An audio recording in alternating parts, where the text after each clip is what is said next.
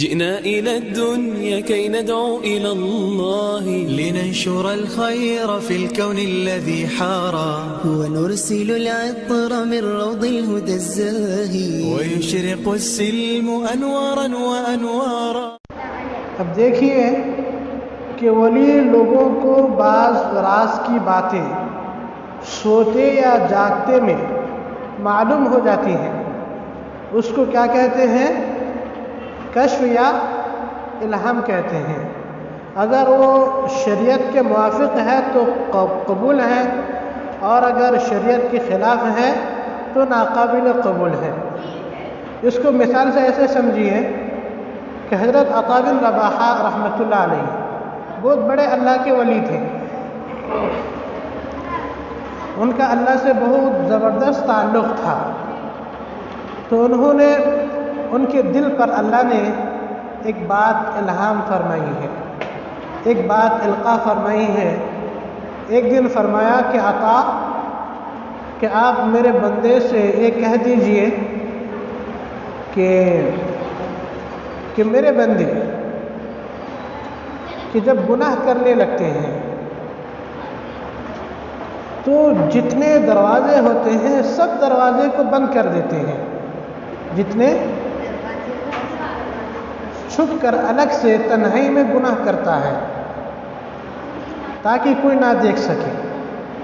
تو وہ سب دروازے کو بند کر دیتے ہیں، یہاں تک کہ اگر گھر میں چھوٹا بچہ ہو تو اس کے سامنے خراب کام کرنے میں بھی وہ سوچنے لگتا ہے، عار محسوس کرتا ہے، اس سے پریشان رہتا ہے. سمجھ میں آ رہا ہے؟ تو وہ پورے دروازے کو بند کرتے ہیں، لیکن میں بھی دیکھنے والا ہوں، میں بھی دیکھتا ہوں، لیکن میں جو دیکھ رہا ہوں اس دروازے کو بند نہیں کرتا. تو دیکھنے والوں میں سب سے کم درجے کے دیکھنے والا مجھے سمجھا ہے. ایک چھوٹے بچے کی وجہ سے بھی گھر کے دروازے بند کرتے ہیں. اللہ دیکھ رہا ہے، اس کو خیال ہونے کے باوجود بھی پھر بھی وہ گناہ کر رہا ہے. اس کو میرے بندوں میں بتا دیجئے. تو اللہ تعالیٰ نے ان کے دل میں یہ بات ڈالی ہے.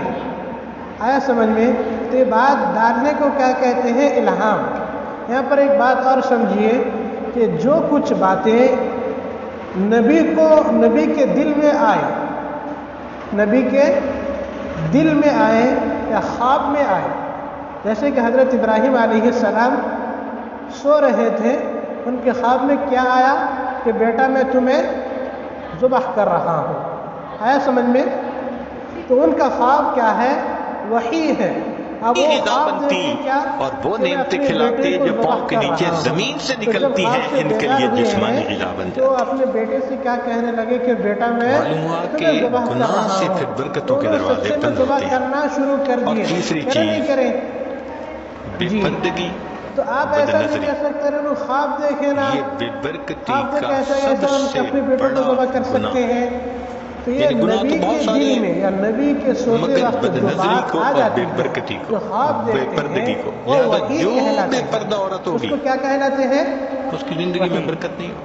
جو نبی سے آ جائے، نبی کے دل میں آئے یا نبی کے خواب میں آئے، اس کو کیا کہتے ہیں؟ اس کا خامن ہی اس سے مطمئن نہیں ہوگا. اللہ والوں کے دل میں آئے، جو جتنی بے پردہ عورتیں ہوتی ہیں ان کے خامن ادھر بھاگ رہے ہوتے ہیں. اس کو کیا کہتے ہیں؟ الہام خود تسلی نہیں ہوتی، کشف. برکت اللہ ان سے نکال دیتے ہیں. تو آپ دیکھیں گے پردہ عورتیں ہوتی ہیں، نبی کے دل میں الحمدللہ جتنی بات ایسا اللہ ان کی زندگی میں برکت ڈالتا ہے کہ ان کے خاندوں کو سکون آ جاتا ہے. پر عمل کرنا نہیں ادھر جاتے، نہیں ادھر نبی کا دیکھتے. خواب سچا ہوتا ہے. تو بد نظری کرنے والے بندے کو سیٹسفیکشن نہیں ہوتی، بے پردے کے عورت سے اس کے میاں کو سیٹسفیکشن. خواب ہوتے ہیں اور ان کی جو اس لیے دل کی پردہ باتیں ہوتی اور ہیں، نظر کی حفاظت، برکت حاصل کرنے کے لیے یہ ضروری ہے. اگر ہم ان کو حاصل کر لیں تو اللہ رب العزت ہمیں برکت عطا فرمائیں گے. چنانچہ نبی علیہ السلام نے برکت کی دعا سکھائی، اللہم بارک لنا فیہا. نبی علیہ السلام دعا مانگا کرتے تھے، اللہ میرے لیے ان میں برکت رکھ دیجئے. دعا ہے اللہ تعالیٰ زندگی میں بھی برکت عطا فرمائے، موت میں بھی برکت عطا فرمائے. فرمایا کہ جو آدمی 10 مرتبہ صبح شام پڑھ لے اللہم بارک لنا فی الموت بارک لنا فی الموت، اللہ تعالیٰ اس کو کلمے پہ موت عطا فرماتا ہے۔ تو بھائی آج کے بعد اپنی دعاؤں میں جہاں اور بہت کچھ مانگتے ہیں اللہ سے برکت بھی مانگیں۔ ہمارا مسئلہ اصل میں برکت نہ ہونا ہے۔